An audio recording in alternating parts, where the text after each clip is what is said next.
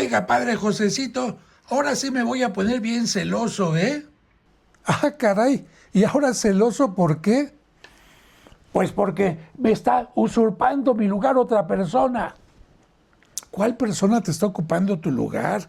Ahora sí que estás como muy raro. ¿Y ese que está ahí qué? ¿Cuál? Ah, ya sé a qué te refieres. No, mira, este no es un sacerdote como yo, no es un monito del Padre José. Entonces, ¿qué es? Pues mira, es un regalo que me hicieron unas personas que fueron al Teatro Helénico y vieron ahí este muñequito, pero este es Sigmund Freud. Es un muñequito de Sigmund Freud, el que se conoce como el padre del psicoanálisis, y dijeron que se parecía un poquito a mí y por eso me lo regalaron, pero no es el padre Josecito en el quien estás inspirado tú, Peperucho. Ah, qué bueno, porque ya estaba un poco celoso. Y oiga, ¿qué es esto? ¿Qué es tanto chunche que tiene por aquí? Pues son fotografías, un gran grupo de fotografías que, como ves, son bastantes y me van a ayudar para hablar hoy de mis memorias y también de algunas cosas interesantes. Pero si quieres escuchar, ¿a dónde te tienes que ir? ¡Al cajón! ¡Oh! No hagas coraje, no hagas coraje. Así que disfruta como la gente que está viendo este video va a disfrutar. ¿Estás de acuerdo? Pues aunque no quiera, ¿verdad? Ay, eres tremendo, ay, Peperucho, eres tremendo, tremendo, pero amigas, amigos, bienvenidos a una nueva sesión de memorias o desmemorias y sí, efectivamente, quise poner sobre la mesa algunas de las fotografías que, como les dije, ya me voy a ir deshaciendo porque yo las tenía como una forma de mantener un recuerdo, hacer alguna anotación, pero ya cumplieron con su cometido y ahora servirán simplemente para hablar de algo de mis experiencias en la catedral, que fueron muchas, pero ahora les iré contando. Ya les dije que cuando llegué a la catedral, pues vi que lamentablemente no tenía el cuidado que merecía. ¿Y por qué? Pues en gran parte por la formación, ¿cómo les diré? No la formación, sino la organización que se tenía en ese momento.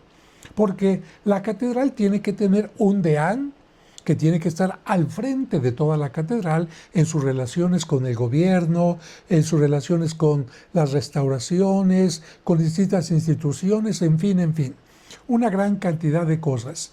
Tenía que tener otros elementos y había un sacristán mayor que en paz descanse, el padre Luis Ávila, un gran conocedor de arte, pero tanto el padre Luis Ávila como el padre Rubén Ávila, no tenía nada que ver, solamente el apellido, tenían poco tiempo en la catedral. No que tenían poco tiempo de estar ahí, sino que le dedicaban poco tiempo. El padre Luis Ávila, porque era de la congregación del oratorio, y él atendía a la profesa. Iba a la catedral solamente un tiempecito en las mañanas y se retiraba. Y el rector o el deán de la catedral, lamentablemente, era también el párroco del Sagrario Metropolitano, que es la iglesia que está a un lado de la catedral. Y lamentablemente dedicaba todo el tiempo, vamos a decirlo así, al sagrario como párroco y a la catedral le dedicaba muy poquitito tiempo. Todos los demás canónigos también le dedicaban poco tiempo porque eran párrocos de distintas partes, iban a la misa capitular, así se llama la misa de las 9 de la mañana, que celebra el cabildo en nombre del cardenal, y después se retiraban. Y entonces la catedral tenía mucho tiempo, vamos a decir así, en que no había alguien al pendiente de cómo se hacía la limpieza, cómo se estaba haciendo la restauración determinada en algún momento determinado, cómo se recibía a la gente, cómo se atendía a los periodistas, en fin. Y claro, cuando yo llegué dije, si el cardenal me manda para que haga lo mejor por la catedral, voy a empezar por ver qué es lo que necesita la catedral. Y entonces empecé a trabajar poco a poquito en esto poner observación en lo que estaba en la catedral, y entonces lo primero que hice fue irme afuera de catedral para entender un fiel, un turista que llegaba a la catedral, qué es lo que veía. Y yo dije, ah, caray, lo primero que ve es desorden. ¿Por qué? Miren con esta fotografía que está aquí, pueden ver ustedes cómo estaba el atrio, no afuera, sino el atrio de la catedral, que es propiedad federal y que supuestamente el gobierno tendría que tener cuidado de que no hubiera vendedores ambulantes en el interior. Pues no. Estas fotografías, tanto esta que les estoy enseñando como estas otras más, nos hablan de que en la catedral, en el atrio, vendían no solamente veladoras, medallitas, sino vendían ropa, vendían souvenirs, vendían hasta medicamentos y muchas cosas más, y nadie ponía orden. Yo hablé con los de el Conaculta y les dije, ¿ustedes les dieron permiso? No. ¿Y entonces por qué están ahí? Pues es que ya tienen mucho tiempo. Esa no es razón para que tengan que estar ahí. Se supone que este espacio tiene que estar libre, incluso para una evacuación, por si hubiera algún terremoto, un sismo. Y muchas veces estos puestos estaban enfrente de la puerta, no a un ladito, enfrente estorbando la entrada franca. De tal manera que, claro, ellos intentaban que el que entraba inmediatamente viera y les comprara, pero esto no era positivo. Así que yo empecé a hacer todo lo necesario para que pudiera estos vendedores trasladarse a otro lugar. Sabía yo que tenían que tener trabajo, porque es gente que busca trabajo, pero tenían que darle mordida a alguien de la delegación, de alguna parte del gobierno, para que les permitieran ahí. Y esta persona les dijo que no los iban a sacar. Y yo empecé con asuntos legales, se amparaban supuestamente, los engañó esta persona que les estaba diciendo que nunca los iban a sacar, con papeles que no eran los adecuados, y finalmente, después de más de un año, logré que dejaran el atrio libre. No los encargados de la parte federal, sino yo como sacristán mayor. Pero no solamente logré que ya no estuvieran allí, sino también abogué por ellos, diciendo que ya que tenían mucho tiempo ahí, y el gobierno de alguna manera se los había permitido, que el gobierno les diera alguna plaza en los nuevos mercados que iban a hacer, porque iban a hacer unos nuevos mercados en la estación de Pino Suárez, o que les dieran algún lugar fijo en donde estuvieran, pero bien con normas, pues, para que me entiendan, ¿no? Así que esta fue la primera cosa que yo dije, en la catedral se necesita que haya orden, porque si no hay orden, las cosas no funcionan bien. Orden. Y por lo tanto, en mi mente empezó a crearse la idea, tengo que crear orden, y ya me había dado cuenta que también el que estaba limpiando en un lugar, luego se pasaba a otro, y el que estaba aquí, y yo dije, no, yo creo que si hay gente de intendencia, vamos a marcarle, a ti te toca esta área, a ti te toca esta otra, a ti esta otra. ¿Por qué? Porque si no hay una área clara que le toque a cada quien, al rato van a decir, no, pues es que a mí no me tocaba esa, o es que el otro la hizo. Mejor áreas claras, qué área te toca, qué horario te toca, dónde vas a recoger tus materiales de limpieza, dónde los vas a dejar, porque dejaban las escobas y los trapeadores así nada más en algún lugar. Yo dije, no, vamos a poner un manual de procedimientos, que es orden, cómo se procede en cada lugar, en cada área, y así incluso se va a poder evaluar mejor a cada uno de los empleados. A ver, esta es tu área, ¿cómo está? Bien organizada, bien limpia, perfecto, muy bien. Y hice manual de procedimientos para intendencia, manual de procedimientos para el personal de seguridad, manual de procedimientos para los campaneros, manual de procedimientos para las visitas guiadas y muchas cosas más. Pero entrando a la catedral después del atrio, ¿qué creen que vi? Miren, la catedral tenía una tiendita en el interior, pero vean nada más. Vean incluso esta tabla que estaba aquí, que formaba parte de la tienda. evidentemente que no tenía nada que ver. Vean la lámpara tan espantosa que estaba en el lugar también. Y yo dije, creo que esto no es conveniente. Si la catedral quiere ofrecer un servicio, porque la gente busca una veladora, una medallita o algo así, pues que lo tenga, pero bien organizado. Y entonces ya más adelante hice que se colocara este módulo hecho en madera, semejando un poco los tableros de las puertas de la catedral para que hubiera cierta armonía. Pero algo muy importante es que en esta tienda puse a religiosas que la atendieran para que no fuera únicamente la venta. Porque mucha gente llegaba mezclando en su mente ideas de fe con cuestiones, por ejemplo, de superstición. Oiga, quiero que me dé una imagen de la Virgen con un ojo de venado. Ah, caray, ¿y eso por qué? Pues porque me han dicho que el ojo de venado... A ver, ¿usted tiene fe en la Virgen, en Dios o en el ojo de venado? Ah, pues a ver por qué. Los hacían pensar. O bien gente que decía, ¿me da una veladora? Preguntaban, ¿para qué la quiere? Para la Santa Muerte. Oiga, no, mire, la Santa Muerte no forma parte del credo de la fe católica. O, ¿sabe qué? Quiero tal o cual cosa.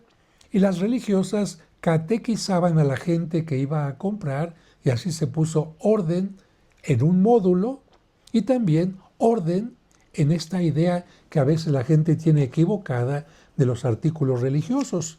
También la gente buscaba dónde tenía información acerca de las misas, los horarios, los requisitos para las confirmaciones, etcétera, etcétera. Y había ciertamente aviseros. Imagínense, pero ¿qué tipo de aviseros? Aviseros como este que estoy mostrándoles a ustedes, creo que no es digno de la catedral, de la iglesia más importante de la ciudad. Vean el tipo de información que se tenía y yo creo que esto no es correcto. Y además no había como una regla, una forma para que hubiera cierta unidad en los avisos.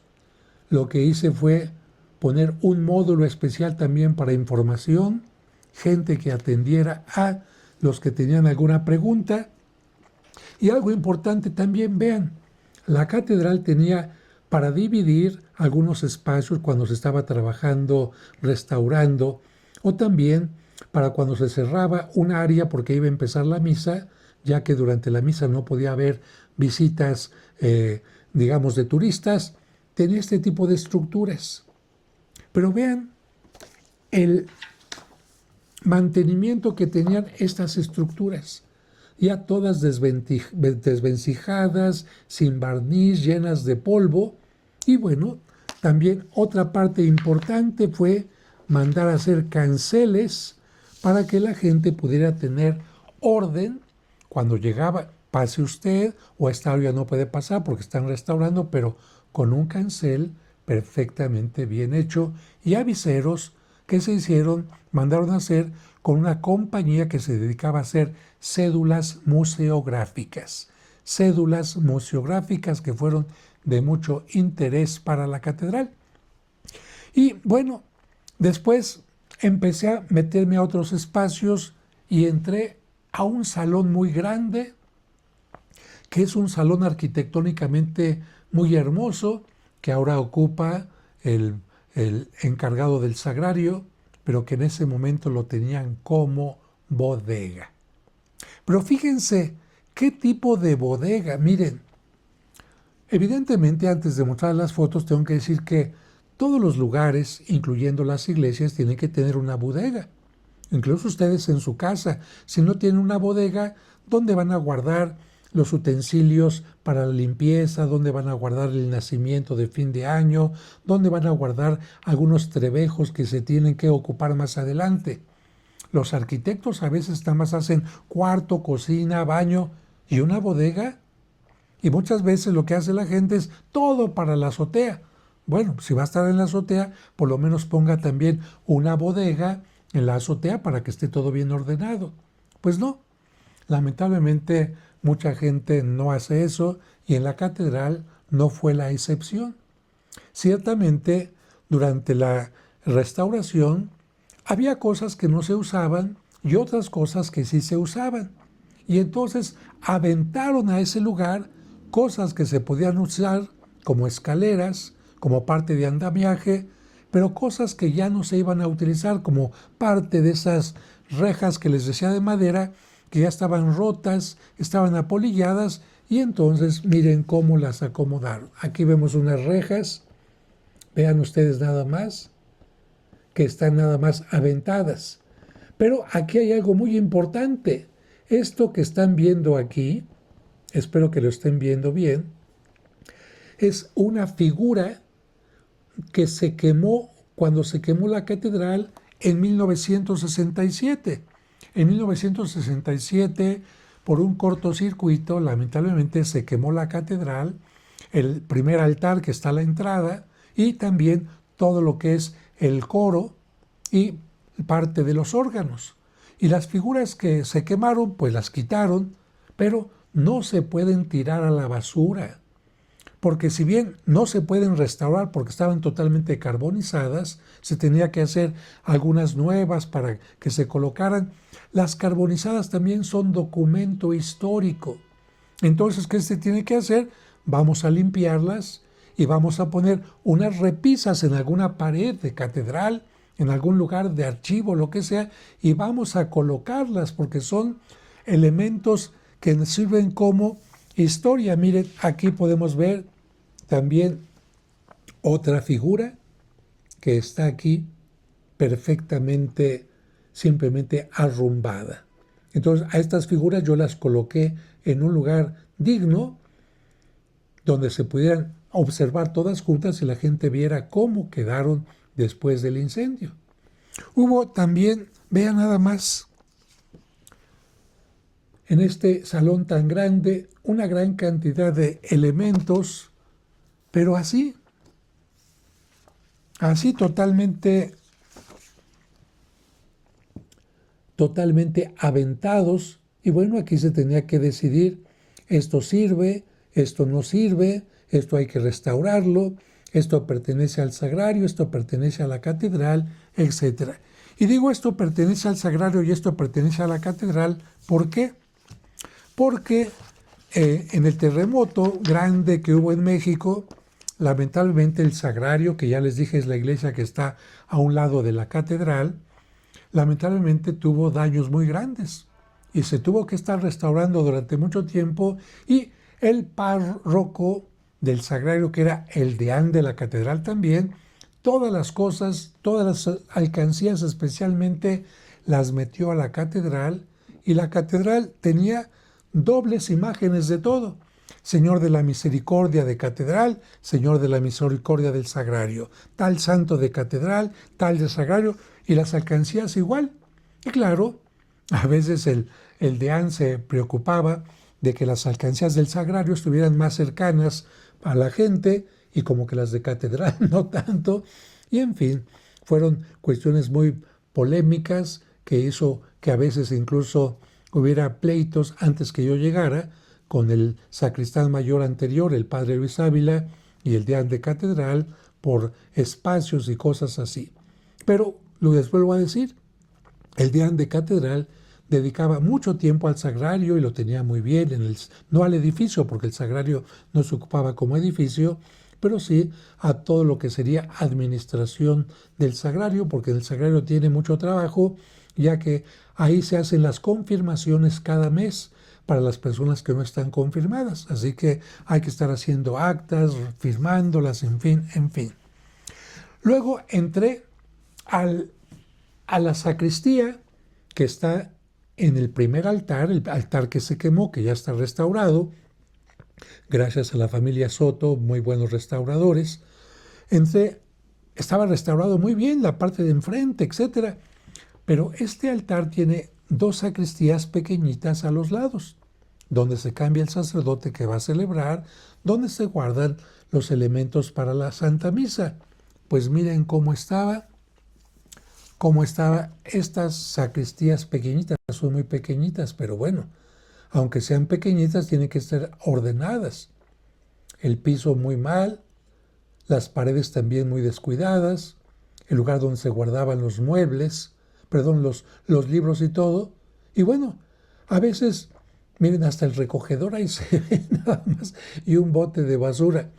Y claro, evidentemente no siempre se tiene para restaurar un ropero quizás que esté gastadito, pero yo creo que cuando se coloca en orden, aunque las cosas estén viejitas, no antiguas, sino viejitas por el mal mantenimiento que han tenido, o despintaditas, si están colocadas en orden, las cosas cambian. Esas dos sacristías afortunadamente se arreglaron, se les puso un tapiz especial muy bien, se les puso alfombra también para cierta comodidad y que no rechinara el piso, y se colocaron ahí unas pinturas que se restauraron. Pero quiero comentarles algo también muy importante, porque en la catedral me di cuenta de que faltaba algo muy importante, importantísimo diría yo, una de las cosas fundamentales que tiene que tener una catedral. Y para comentar esto, les muestro esta carta que me envió el licenciado Jacobo Zabludowski, alguien muy conocido en su tiempo, porque era un conductor del noticiero más famoso de su tiempo. Y él también tenía un programa de radio en Grupo Radio Centro. Y él me envía esta carta. Me envía esta carta donde dice: estimado señor Aguilar Valdés, ayer recibí su DVD titulado Catedral Metropolitana Siglos de Armonía. Creo que este documental refleja el esfuerzo realizado para que la Catedral Metropolitana de México recupere toda la belleza acumulada a lo largo de su historia. Al recibir el video, lo comenté ampliamente en mi programa de radio y cuando sea oportuno volveré a hacerlo para contribuir a su difusión y venta, tomando en consideración que sirve para las obras de la catedral. Y aquí está la firma de don Jacobo Zabludowski, con quien también en algún momento, ya teniendo yo también trabajo en la radio, me tocó trabajar e incluso ayudarle a conducir un programa, porque él tuvo que conducir un programa que tenía que ver con la celebración de una misa, y como él era judío y no sabía las partes de la misa, pues yo tenía que irle apoyando. Pero, ¿qué dice Jacobo Zabludowski?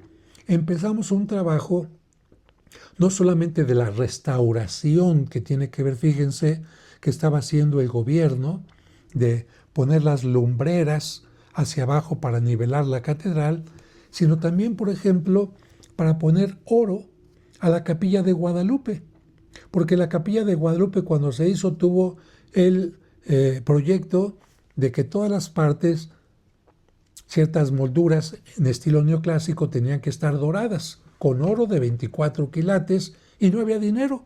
Y el gobierno, como tenía el trabajo de estar haciendo lo del subsuelo, no iba a hacer eso. Yo dije, pues yo voy a conseguir ese recurso. Y también vamos a conseguir recursos para ir restaurando algunas pinturas y limpiando algunos candiles, etcétera, etcétera, para que la catedral fuera estando en orden. Y vamos a mandar a hacer también algunas divisiones en madera que no tienen que tener un permiso especial del gobierno, porque es una cuestión utilitaria. Basta con que no sea algo ofensivo a la catedral, que tenga más o menos la misma idea de todo el edificio y los aviseros, etc. Y también algo importante, esto que estamos viendo aquí y que ahorita se los voy a comentar. Está bastante pesado, pero ahorita se los voy a comentar. Bien, el video era en primer lugar para que la gente tomara conciencia de qué es la catedral. Vamos a difundir qué es la catedral. ¿Y cuál era la forma de difundirla en ese tiempo? Pues estaba de moda el videocentro, las películas en video, etc. Eso ya pasó de moda ahora. Pero en ese tiempo estaba de moda el video. Y yo dije, ¿quién me ayudará a hacer un video con la historia de la catedral? ¿Cómo se hizo la catedral? Y entonces tuve la oportunidad de conocer al señor Laparade, que en paz descanse, y él era el sobrino de Cantinflas y manejaba la fundación dando donativos para ayudar a mucha gente, entre otros donativos, a la casa del actor, donde viven muchos ancianitos. Pues bien, él me dijo, padre, yo lo apoyo, vamos a hacer el video y vamos a hacer esto, que una parte quede para la fundación, para que podamos seguir haciendo buenas obras, y otra parte que entre para la catedral. Y así va a poder usted estar restaurando cosas. Ah, muy bien. Gracias a esta generosidad, porque siempre hay gente muy generosa y hay que agradecerle a Dios que ponga esta generosidad en sus corazones.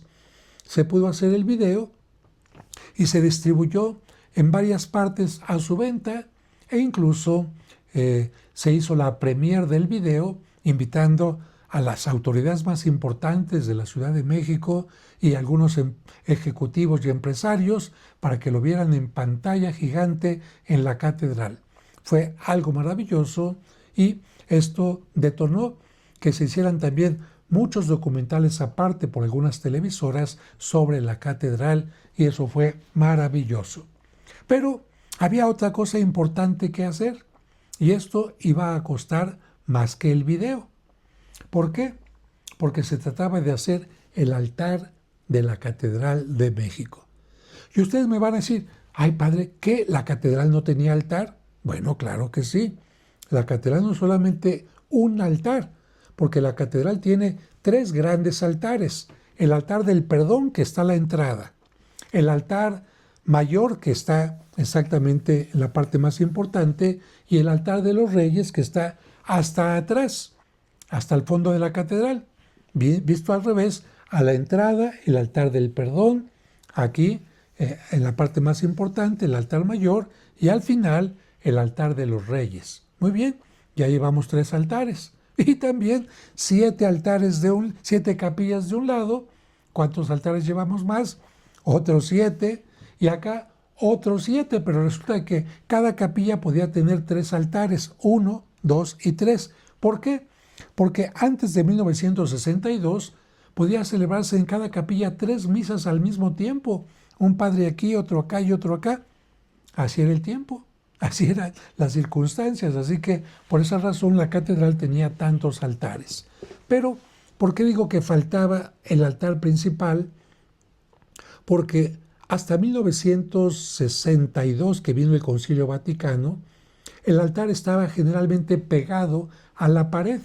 Para que me entiendan, aquí está el altar, y por eso se le llamaba a la parte de atrás retablo, porque estaba retro, detrás del tabulum, detrás de la mesa del altar. Aquí está la mesa del altar, aquí celebraba el Padre, ¿verdad? Aquí ponía el cáliz, etcétera, etcétera, y estaba dando la espalda a la gente. Pero el Concilio Vaticano II dijo, ese simbolismo estaba bonito, porque era el sacerdote que estaba conduciendo a la gente y él iba hasta adelante, para que me vean de perfil, como si yo estuviera el sacerdote y les dijera a los demás, ¡hey, síganme! Vamos acercándonos a Cristo, síganme, yo soy el buen pastor, siguiendo al gran buen pastor que es Cristo, síganme. Muy bien, pero en la misa no se tenía esta cercanía con la gente. Y el Concilio Vaticano II dijo, hay que tener ahora la misa de frente al pueblo, de frente al pueblo. No como la misa del Concilio de Trento, que se llama misa tridentina, sino la misa de frente al pueblo. Y la catedral tenía un maravilloso altar en el altar mayor, todavía lo tiene, de ónix, de una piedra muy maravillosa que se da especialmente en la zona cercana a Puebla, hecho por el arquitecto Tamariz, una obra impresionante de arte, porque en la catedral hay muchas cosas de ónix. Está ese altar, están 2 púlpitos también hechos de ónix, y otros 2 a la entrada, y otro en una parte de la entrada lateral, Así que hay mucho trabajo de ónix ahí. Pero faltaba el altar del centro. ¿Y qué creen que se empezó a utilizar?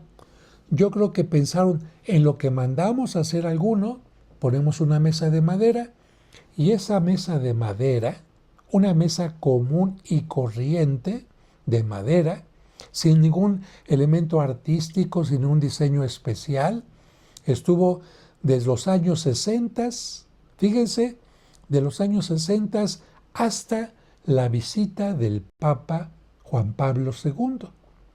Cuando iba a venir el Papa Juan Pablo II, dijeron, ¿cómo vamos a poner esa mesa para el Papa? Pues la cubrimos con un altar bonito, con un mantel bonito. Y alguien dijo, no, vamos a hacer algo que sea un altar rápido, tipo barroco, y lo hicieron. Pero no les dio tiempo de dorarlo ni de nada. Y entonces pusieron ese altar, se usó, pero lo cubrieron con mantel. Y después de eso, quitaron el altar porque no estaba terminado. Y además no era de un trabajo muy, muy bonito. Pues bien, siguió la mesa común y corriente ahí. Hasta poco antes del año 2000, creo que algunos años antes del año 2000, se reunió el grupo de la Comisión de Arte Sacro que presidía el padre Armando Ruiz y el gobierno y claro el cabildo para hacer un concurso y hacer ese altar. Qué bueno que pensaron en hacer en ese altar. Hicieron el concurso, convocaron a los mejores arquitectos que quisieran entrar. Entró el arquitecto Sebastián, entraron otros arquitectos como creo que Ortiz Macedo, y algunos proyectos fueron demasiado barrocos y no gustaron al jurado. Otros fueron demasiado modernistas, no gustaron, y finalmente ganó el altar del arquitecto Ernesto Gómez Gallardo, que es un arquitecto que en paz descanse, reconocido por su trabajo en muchas cosas, no solamente en arte, sino también en cosas de mobiliario. Por ejemplo, él diseñó estos espacios donde ahora se coloca la prensa en la catedral. Pero si ustedes quieren saber algo que diseñó y que ustedes conocen todos, ¿qué creen que son? Las sillas que tienen la paleta aquí para escribir. Sí, esas sillas las tuvo que haber inventado alguien aquí y fue el arquitecto Gómez Gallardo. ¿Cuál fue la idea del arquitecto? Fue esta. Fíjense, esta es la maqueta que el arquitecto me regaló y que yo voy a obsequiar a la catedral y que muestra la maqueta, porque una cosa es el diseño dibujado y otra cosa es ya verlo más o menos como es. La parte de arriba evidentemente es totalmente rectangular para celebrar la Santa Misa y vean, en la parte del frente tiene, ¿qué tiene? ¿Qué ven ustedes? Tiene un triángulo. Es un triángulo que indica que Dios desciende a la tierra a través de Cristo y a través de la Eucaristía. Pero además que la iglesia es como una madre. Hagan de cuenta que este es el vientre de una madre por el cual da a luz. Porque no es un triángulo plano, sino que tiene por dentro fondo. Entonces esto es el vientre de la iglesia que da a luz a los fieles y que alimenta a los fieles a través de la Eucaristía. Entonces aquí un triángulo hacia abajo. Pero si yo lo volteo, van a ver que también está cóncavo, pero el triángulo es hacia arriba. El triángulo es hacia arriba para decir que la iglesia a través de Cristo conduce la oración hacia Dios. Entonces, muy interesante. El triángulo lo pueden ver más fácilmente aquí. Miren cuántas puntas tiene para recargarse el altar. Tiene 1, 2 y 3. No tiene 4 patas como normalmente tienen las mesas, sino este tiene 3. Tiene 3 espacios donde se puede recargar y recuerda esto también a la Santísima Trinidad, al igual que el triángulo. Él aquí puso su firma. Esto era la firma del arquitecto Gallardo. Y bueno, quedó aceptado este elemento, y algo importante también es que se aceptó en gran parte porque el color de el retablo, del altar que se le iba a dar, es exactamente el mismo color que tiene el barandal, para que me entiendan, se llama crujía, que está en el pasillo central de la catedral, que tiene este color como bronce oscuro. El altar iba a tener unión con ese color. Pero para que también tuviera unión con la arquitectura de la catedral, las columnas de la catedral tienen rayas que se llaman en arquitectura estrías. Bueno, igual que las estrías de los ojos, las estrías de las mujeres embarazadas, etcétera, estrías, rayitas. Y el arquitecto Vélez Gallardo, vean, lo que hizo exactamente fue poner estrías en todo el altar, menos en la parte plana superior, pero todo el altar está lleno de estrías, y esto permitió que se colocara. Muy bien. Pues ya estaba el diseño, ya estaba el concurso, pero se quedaron ahí. No se preocuparon de conseguir fondos para realizarlo. De hecho, el arquitecto Ernesto Gómez decía, pues ¿cuándo se va a hacer? Porque en parte el premio para un arquitecto es que se haga su obra. Si a lo mejor va a recibir una cantidad, qué bueno. Pero, ¿y entonces la obra cuándo se va a hacer? Pues ni había recibido ni premio, ni tampoco se había hecho la obra. Cuando yo me enteré de esto, yo entré a catedral en el año 2000, que era el año de la redención, el año de Jesucristo. Precisamente por eso el cardenal me mandó para que en ese año la catedral tuviera vida a través de eventos, a través de atracción de la gente, a través de restauraciones, etc. Pues yo dije, el 24 de diciembre se celebra precisamente, se va a celebrar, el 24 de diciembre del año 2000 se va a celebrar lo más importante del año santo. Así que ese día la catedral tiene que estrenar altar. Y me propuse y le dije a Dios, Dios mío, ayúdame a conseguir esto. Y hablé con el cabildo, ¿ustedes cuánto pueden conseguir? Pues una cantidad. Pues era una cantidad realmente, digamos, interesante, importante, pero no era suficiente. No era suficiente, se necesitaba mucho, mucho, mucho más para poder hacer este altar. Y entonces yo dije, Dios mío, ayúdame. Y aquí vino algo importante que tiene que ver con esta fotografía que les muestro ahora. En esta fotografía me están viendo dentro del camarín de la Virgen María en la Basílica de Guadalupe. Sí, ahí estoy, exactamente en el camarín en donde está la Virgen de Guadalupe. Para que me entiendan dónde estoy, imagínense que ¿cómo les haré para que me entiendan? Bueno,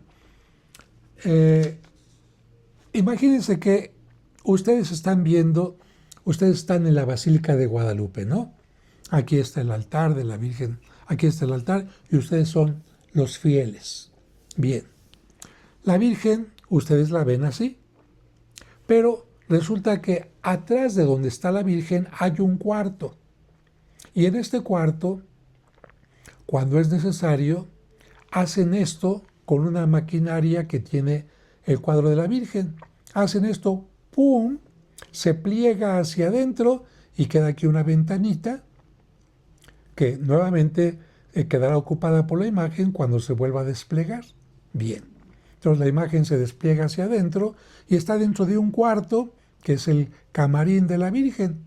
Ahí se mantiene a buena temperatura.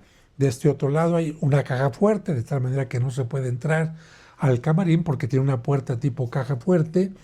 Y entonces ahí en esta imagen me están viendo dentro del camarín. Estoy parado junto a la verdadera imagen de la Virgen de Guadalupe. ¿Y qué tengo en la mano?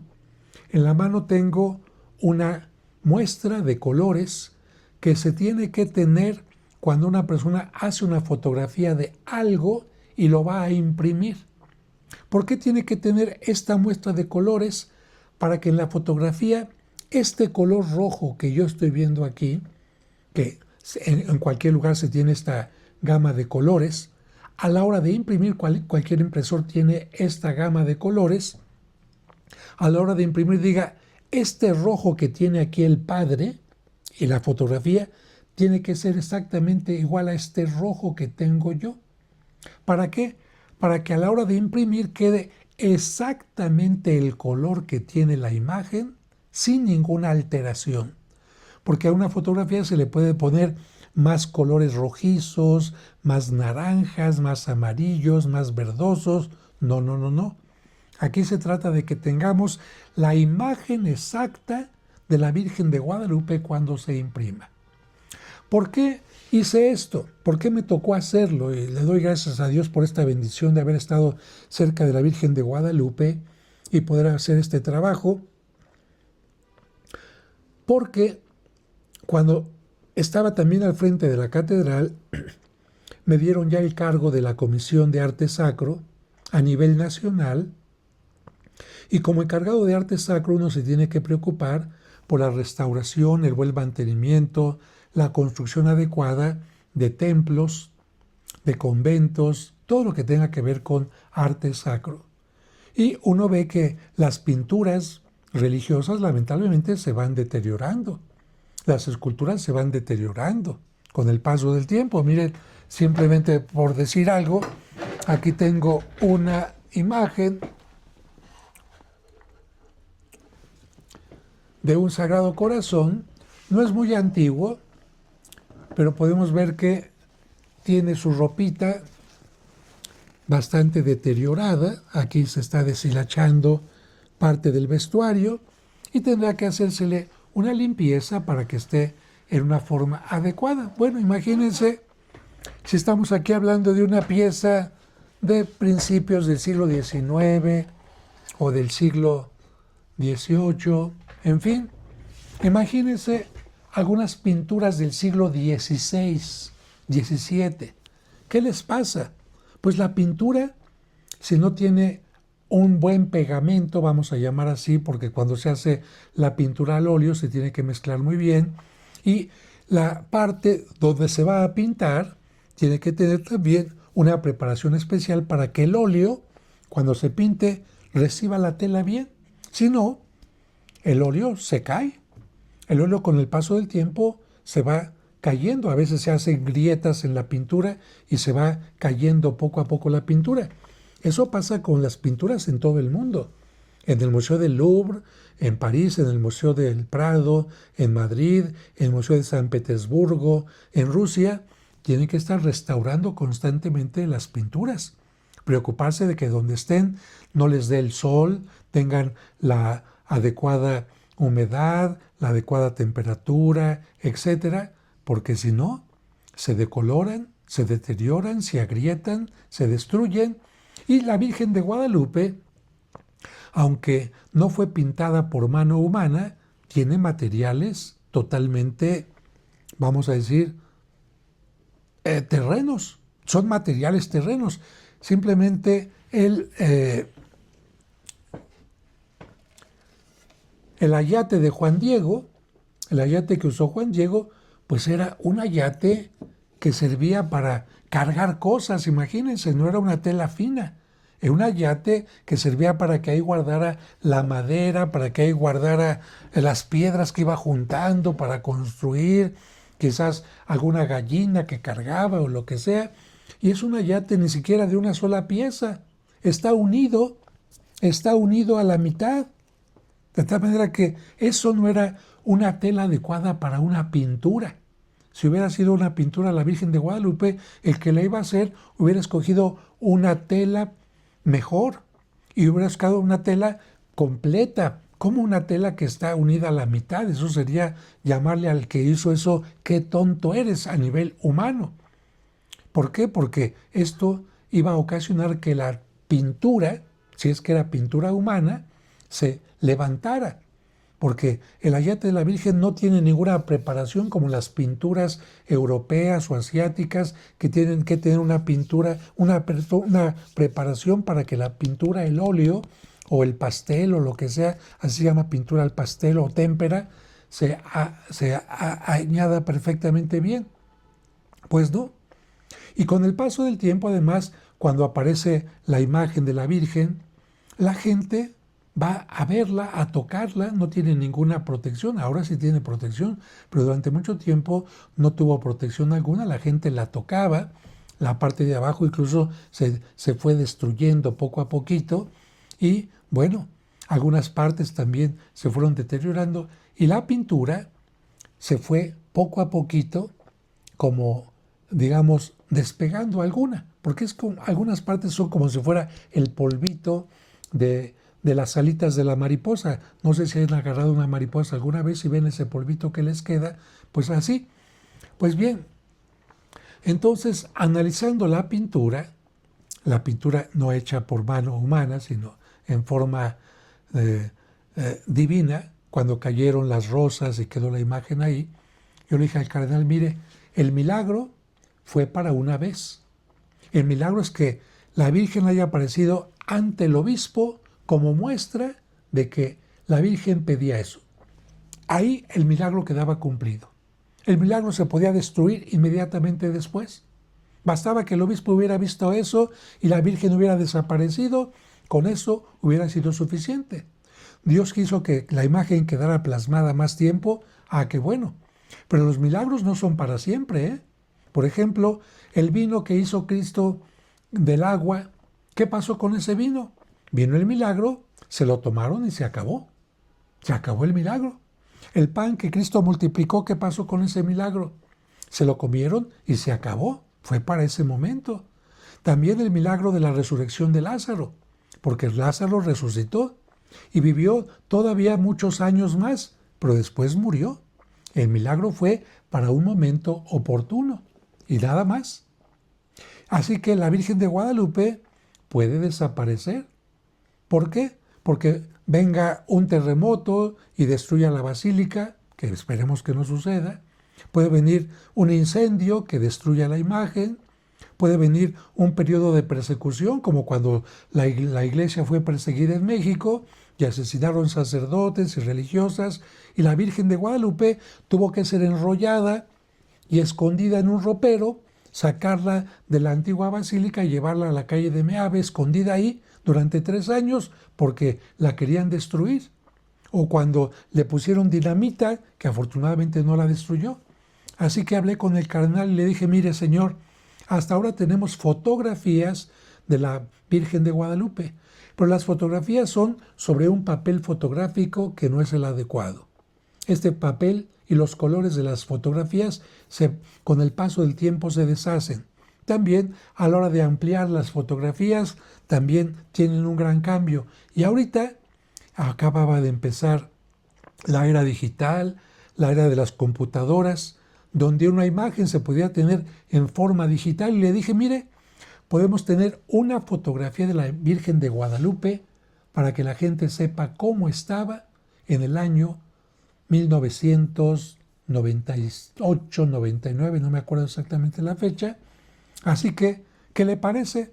Yo conozco al mejor fotógrafo, el que hizo el álbum guadalupano, descendiente de alemanes, mexicano, Ludwig Iben, y me dijo, está bien, hazlo.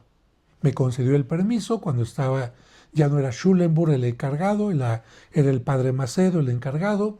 Pasamos toda la noche ahí haciendo muchas fotografías, incluso en algún momento con un cambio de luz, porque íbamos buscando la luz adecuada, sentimos que la Virgen de Guadalupe se salía, como si hubiera tomado tridimensionalidad.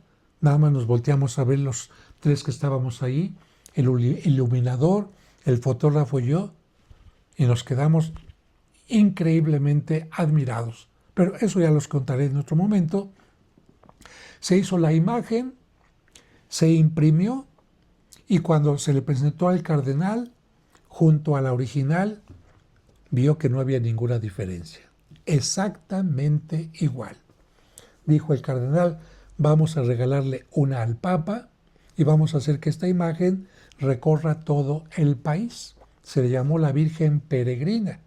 Y el cardenal pidió que a cada obispo se le regalara una, se hicieron unas impresiones Y ahí fue algo muy importante.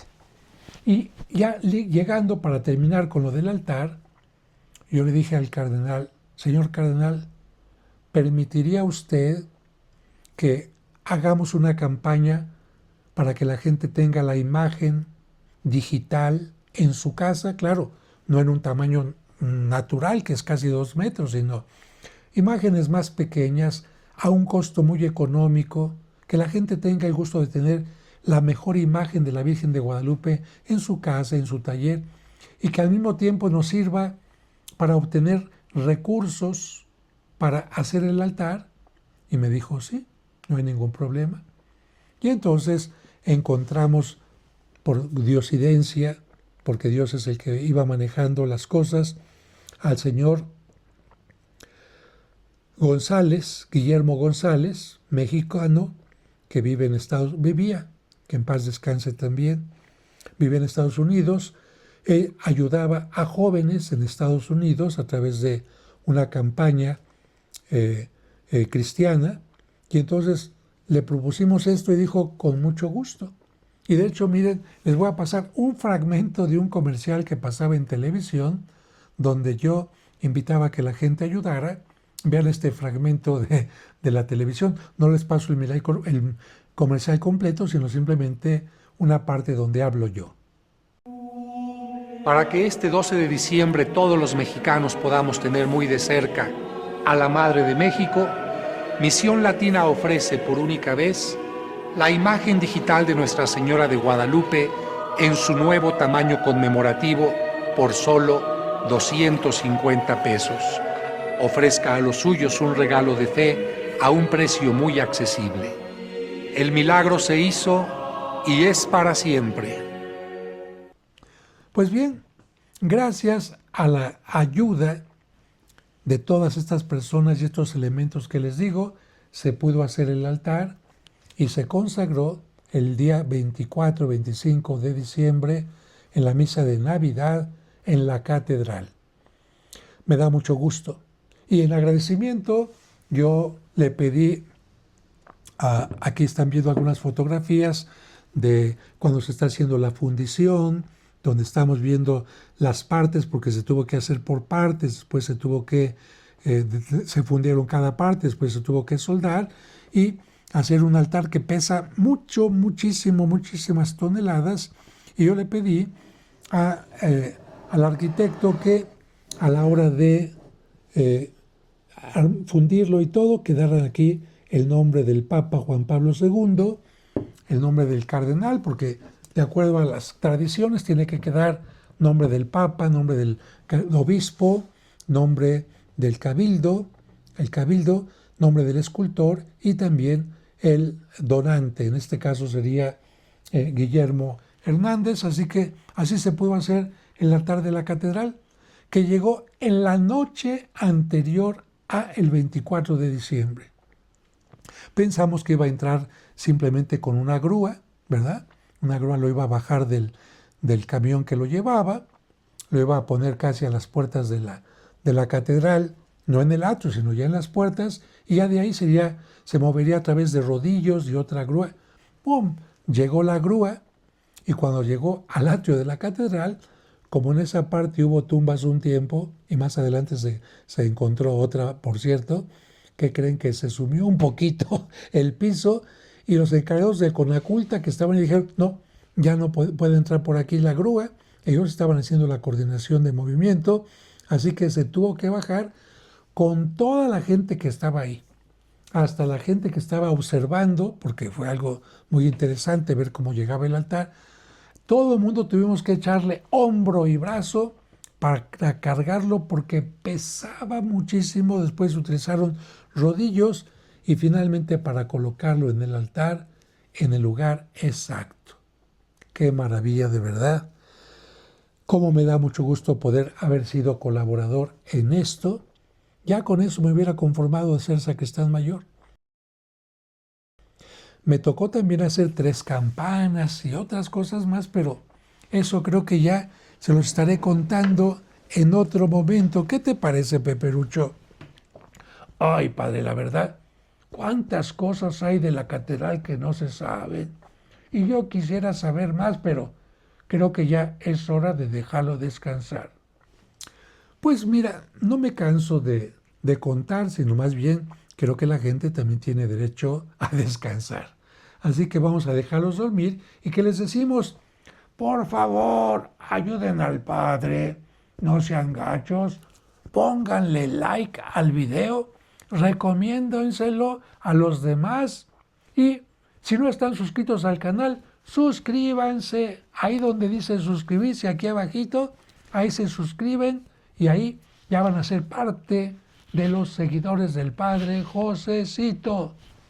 ¿Verdad, padre? ay, muchísimas gracias, Peperucho. Gracias, gracias y muchas gracias a todos ustedes y nos vemos hasta la siguiente. Que Dios les bendiga.